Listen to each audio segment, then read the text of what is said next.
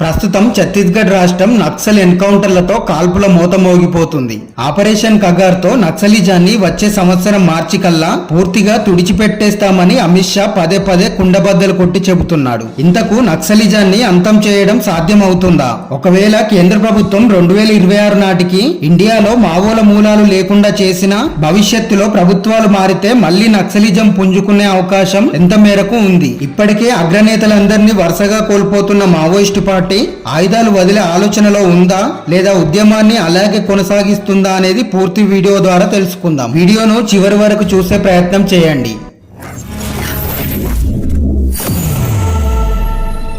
ఛత్తీస్గఢ్ లో కాంగ్రెస్ ప్రభుత్వం అధికారంలో ఉన్నన్ని రోజులు కేంద్ర ప్రభుత్వం మావోల విషయంలో ఎలాంటి ముందడుగు వేయలేదు. అలాంటిది 2023లో భారతీయ జనతా పార్టీ ఆ రాష్ట్రంలో అధికారంలోకి వచ్చాక మావోలను ఊచకోత కోస్తుంది. ముఖ్యంగా కేంద్ర ప్రభుత్వం ఆపరేషన్ కగార్ పేరుతో సిఆర్పిఎఫ్ డిఆర్జీ బలగాలను రంగంలోకి దింపి నక్సల్ కంచుకోటలను జల్లెడ పట్టిస్తుంది. ఆపరేషన్ కగార్ లో దాదాపు 450 పైచీలకు మావోయిస్టులు మరణించారని ప్రభుత్వ లెక్కలు చెబుతున్నాయి. కానీ మావోయిస్టు పార్టీ మాత్రం ఈ సంఖ్య ఇంకా ఎక్కువే ఉంటుందని వెల్లడించింది. ఓవైపు కేంద్ర హోంశాఖ మంత్రి అమిత్ షా 2026 మార్చి 31 నాటికి దేశాన్ని నక్సల్ ఫ్రీ కంట్రీగా తీర్చిదిద్దుతామని పదే పదే నొక్కి చెబుతున్నాడు. మరోవైపు మావోయిస్టు పార్టీ చర్చలకు సిద్ధమని కేంద్రానికి అనేక సార్లు లేఖను విడుదల చేసింది. మావోల ప్రస్తావనను కేంద్రం ఏమాత్రం పట్టించుకోవడం లేదు. అగ్రనాయకులతో ఎలాంటి చర్చలు ఉండబోవని, ఆయుధాలు వీడి జనజీవన స్రవంతిలో కలవాల్సిందే లేదా తూటాలు ఎదుర్కోవడానికి సిద్ధంగా ఉండండి అమిత్ షా రీసెంట్ గా బస్తర్ పర్యటనలో వెల్లడించాడు.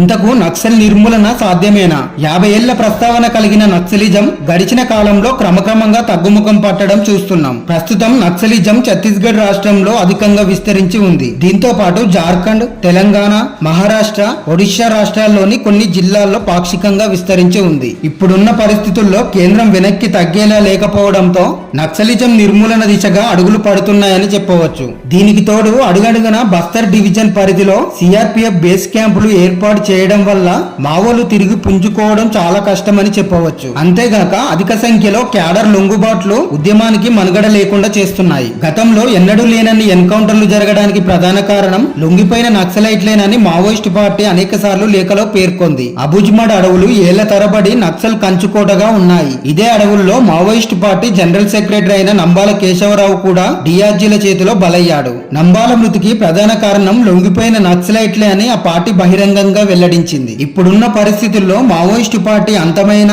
రాబోయే రోజుల్లో ప్రభుత్వాలు మారితే తిరిగి పుంజుకునే అవకాశం కూడా ఉంది. కానీ క్యాడర్ ను తిరిగి ఏకం చేయడం అంత సాధ్యమయ్యే పని కాదు. ఇది పెద్ద సవాల్తో కూడుకున్న పని అని మాజీ నక్సల్స్ కూడా అభిప్రాయపడుతున్నారు. ఇన్నేళ్ల నుండి ఉద్యమాన్ని అణచివేయడానికి ప్రభుత్వాలు అనేక ప్రయత్నాలు చేసినా అవి ఫలించలేదు. దీనికి ప్రధాన కారణం మావోయిస్టు పార్టీకి ప్రజల మద్దతు బలంగా ఉండటమే. కానీ సంవత్సరాలు గడుస్తున్న కొద్దీ ప్రజల జీవన శైలిలో మార్పులు రావడం, అలాగే మావోయిస్టు పార్టీలో హింసాత్మక ఘటనలు పెరగడం వల్ల ఉద్యమానికి వెన్నుగా నిలిచేవారు కరువయ్యారు. ఒకప్పటి మాజీ నక్సలైట్లు కూడా ప్రస్తుత పరిస్థితి దృష్ట్యా ఆయుధాలు వీడి జనజీవన స్రవంతిలో కలవండని సూచనలు ఇస్తున్నారు. అయితే రీసెంట్ గా ఇద్దరు అగ్రనేతలు ఉద్యమాన్ని ఆపే ప్రసక్తే లేదని బహిరంగ లేఖను విడుదల చేశారు. కానీ ఈ లేఖ విడుదలైన మరునాడే వారు ఎన్కౌంటర్ లో చనిపోవడం పలు అనుమానాలకు దారితీస్తుంది. ఒకవేళ రాబోయే రోజుల్లో సెంట్రల్ లో బీజేపీ ప్రభుత్వం మారితే నక్సలిజం తిరిగి పుంజుకునే అవకాశం ఉంటుందా? మీ అభిప్రాయాన్ని కామెంట్ రూపంలో తెలియజేయండి. అలాగే వీడియో నచ్చితే లైక్ చేసి భారత్ నాలెడ్జ్ ని సబ్స్క్రైబ్ చేసి సపోర్ట్ చేయండి.